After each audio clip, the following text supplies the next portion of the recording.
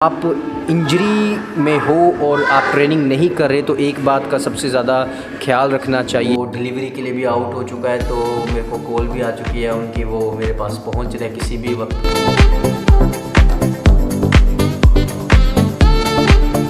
Hello guys, welcome back to this new wonderful and amazing vlog. I hope कि आप सब लोग fit and fine होंगे। Right now I am in my academy और कुछ ही देर में मेरा जो बैच है वो शुरू होने वाला है। और बहुत टाइम हो गया था, आपसे भी मुलाकात नहीं हो पाई, लेकिन आज हम व्लॉग कर रहे हैं।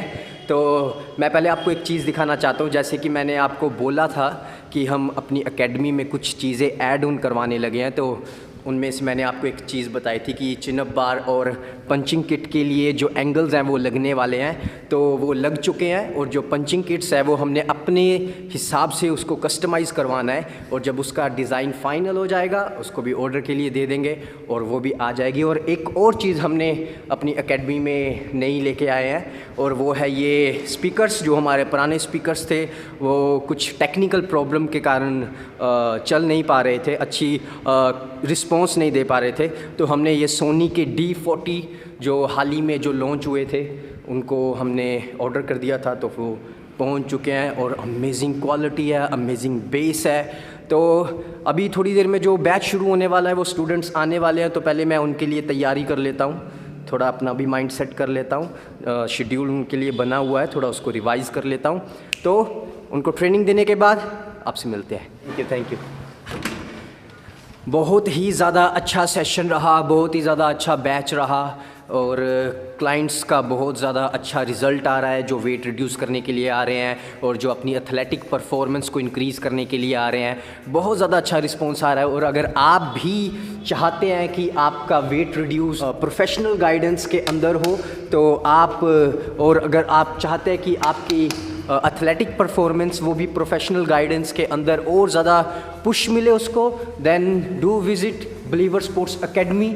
और आप हमें सोशल मीडिया पे भी रीच कर सकते हैं। बिलीवर स्पोर्ट्स एकेडमी के नाम से हमारा इंस्टाग्राम अकाउंट है, वहाँ पर एड्रेस भी है, वहाँ पे नंबर्स भी अवेलेबल हैं, और आप हमें वहाँ पे DM भी कर सकते हैं, और हमारी टीम हमेशा रेडी रहती है आपको हेल्प करने के लिए। तो अभी मेरे को जाना है घर जाने से पहले मैं ट्रिम करवाऊँगा, और क्योंकि मुझे आज और भी काम है, बाद में बताता हूँ। तो फाइनली जिस काम के लिए आज मैंने सोचा हुआ था वो आज होने जा रहा है। आज जब मैंने व्लॉग शुरू किया था मैंने तभी भी आपको नहीं बताया था, क्योंकि कहीं सोचा होता था वो हो नहीं पाता था, क्योंकि कुछ ही हो चुका था। लेकिन जो आज काम मैंने करवाना था, मेन जो काम था वो था बाइक की सर्विस करवाना, क्योंकि फ़र्स्ट 500 के बाद जो बाइक की सर्विस करवानी थी, लेकिन ये 600 किलोमीटर चल चुका है, तो सर्विस करवाना बहुत ज़्यादा ज़रूरी हो गया था। तो आज मैं और मेरे साथ पुनीत है, हम जा रहे हैं जलंधर बाइक की सर्विस करवाने के लिए। और मेरे बाइक का नंबर भी आ चुका है, तो इसका नंबर भी हमने, नंबर प्लेट्स भी लगवानी है, तो और भी जलंधर में काम है। बाइक जो है वो सर्विस करवाने के लिए सर्विस स्टेशन में दे दी हुई है, और हम आए हैं ऊपर शोरूम में नंबर प्लेट्स को कलेक्ट करने के लिए। लेकिन अभी स्टाफ का लंच टाइम चल रहा था और अभी इसको ख़त्म हुआ है, तो अभी नंबर प्लेट्स कलेक्ट करेंगे और मैं उनको नीचे दे दूंगा, और वो सर्विस भी कर देंगे और नंबर प्लेट्स भी लगा देंगे। और जो पिछली बार जब आपने जो व्लॉग देखा था, जो मेरे डॉक्यूमेंट्स रह गए थे, वो डॉक्यूमेंट्स भी आज ही मैं कलेक्ट करने के लिए आया हूँ, तो होप सो वो भी साथ में ही हो जाए।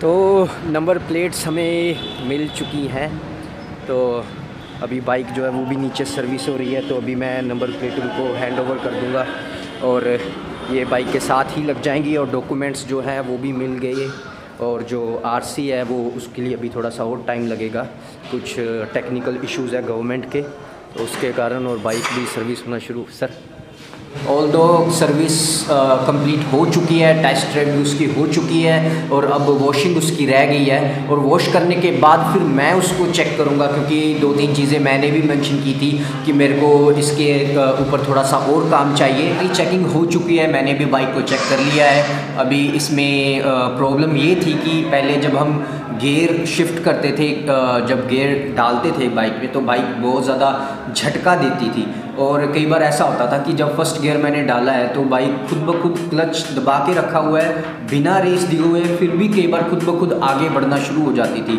तो ये दिक्कत ही एक जो मैं फेस कर रहा था। और कई बार ऐसा होता था कि जब सारे गियर्स निकाल दिया, न्यूट्रल कर दिया है, तो कई बार न्यूट्रल का साइन जो था वो ब्लिंक नहीं होता था, तो इसके कारण पता नहीं लगता था कि बाइक गियर में है या गियर न्यूट्रल हो चुकी है। तो कई बार ऐसे ही गियर शिफ्ट करते करते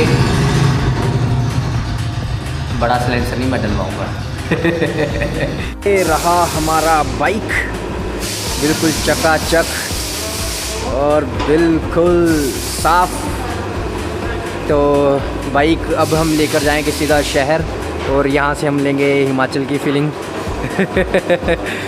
प्लान कुछ ऐसे था कि हम सर्विस करवाने के बाद जलंधर घूमने के लिए जाएंगे, अंदर और ज़्यादा थोड़ा सा एक्सप्लोर करेंगे, लेकिन वो नहीं हो पाया क्योंकि टाइम हमारे पास नहीं है। मेरे को एकेडमी में जाना है, मेरी क्लासेस है दोबारा से। तो अब हम यहाँ से सीधा जाएंगे घर। मैं घर में जाके चेंज करूँगा, पुनीत को भी ड्रॉप करना है। और फोटो का लास्ट बैच चल रहा है सीनियर्स का, और क्योंकि इनकी मार्च मंथ में चैम्पियनशिप अनाउंस हो चुकी है तो उनके लिए ये प्रिपेयर कर रहे हैं। उस चैम्पियनशिप के लिए हमारे सारे बच्चे जो है जिन्होंने पार्टिसिपेट करना है उसके लिए तैयारी करनी इन्होंने अब शुरू कर दी हुई है। और वो चैम्पियनशिप में ये बहुत ही ज़्यादा अच्छा परफॉर्म करेंगे क्योंकि ऑलरेडी हमारे कुछ प्लेयर्स ऐसे हैं जो 2019 के स्टेट लेवल के चैम्पियन है, क्योंकि 2020 में तो कोई भी चैम्पियनशिप नहीं हुई और 2019 जो है वो फिर उनकी करंट जो अचीवमेंट वो काउंट की जाती है। तो 2019 के वो ऑलरेडी चैम्पियन। ये आपने पिछले व्लॉग में देखा कि हमारी एकेडमी की एक स्टूडेंट थी अमानत, उसकी बैक इंजरी थी। तो मैंने जब उसके बारे में व्लॉग में डाला था तो आप में से बहुत सारे लोगों ने उसके लिए मैसेजेस किए थे, तो उसके लिए भी थैंक यू। और बहुत सारे लोगों ने ट्रीटमेंट के लिए एडवाइस भी दी थी, तो उसके लिए भी थैंक यू करता हूँ। और अमानत भी हमारे बीच में। अमानत इधर आ, जल्दी जल्दी जल्दी जल्दी जल्दी जल्दी। आपको मालूम है जब पिछले व्लॉग में जब पहले अमानत है ये, ठीक है, पिछले व्लॉग में जब हम गाड़ी में थे मैंने बताया था कि आपके बैक इंजरी है, तो बहुत सारे लोगों ने आपके लिए मैसेजेस किए थे। तो आप उसका प्रॉपर ट्रीटमेंट कर रहे हो? कर रहे हैं। हाँ, ये प्रॉपर ट्रीटमेंट में अब इसकी जो ट्रेनिंग है वो ऑफ़ की हुई है। अब हालांकि इसके सारे बैचमेट जो है वो ट्रेनिंग करते हैं, लेकिन ये ट्रेनिंग में अभी नहीं है, बस ये क्लास को अटेंड करती है, सिर्फ यहाँ पे फिज़िकली प्रेजेंट रहती है और देखती है ना। yes. तो आपको मैं एक बात बताता हूँ, मैंने अमानत को भी यही बात समझाई थी कि जब आप इंजरी में हो और आप ट्रेनिंग नहीं कर रहे तो एक बात का सबसे ज़्यादा ख्याल रखना चाहिए, वो है आपका डाइट इनटेक। क्योंकि डाइट सबसे दवाइयों से भी ज़्यादा जो सबसे ज़्यादा इफ़ेक्टिव है आपके हीलिंग के लिए वो है आपकी डाइट। क्योंकि बहुत सारे लोग क्या करते हैं वो सिर्फ मेडिसिन्स के ऊपर ही डिपेंड हो जाते हैं, और मेडिसिन्स के ऊपर डिपेंड होने के कारण वो डाइट के ऊपर इतना फोकस नहीं करते, और वो फोकस ना होने के कारण वो इंजरी जो है वो कुछ टाइम के लिए हील तो हो जाती है लेकिन परमानेंटली वो हील नहीं हो पाती, क्योंकि बॉडी को वो न्यूट्रिशंस नहीं मिले हैं, बॉडी को प्रोटीन लेवल नहीं मिला है, फाइबर्स वैसे नहीं मिले हैं जिससे वो मसल प्रॉपरली हील होता है। तो जब भी आप इंजरी में हो सबसे ज़्यादा अपनी मेडिसिन का तो ख्याल रखें ही रखें, अपनी रेस्ट का ख्याल रखें ही रखें, उससे भी ज़्यादा ख्याल रखें अपनी डाइट का, अपना प्रोटीन लेवल का और अपने फाइबर्स का, क्योंकि ये कुछ ऐसी चीज़ें, और अपने विटामिन्स का, क्योंकि ये कुछ ऐसी चीज़ें होती हैं वो बहुत ज़्यादा फास्ट कर देती हैं और आपकी हीलिंग को परमानेंट कर देती हैं। So welcome back home. अब मैं घर पहुंच चुका हूं सारे ताइक्वांडो बैचेस ख़त्म करके और फिटनेस बैचेस ख़त्म करके, एकेडमी बंद करके सीधा घर में मैं आ गया हूं, क्योंकि बहुत ज़्यादा भूख लगी हुई है भाई साहब। क्योंकि सुबह का सिर्फ एक ही मील लिया है यार, आज सिर्फ एक ही मील लिया है मैंने।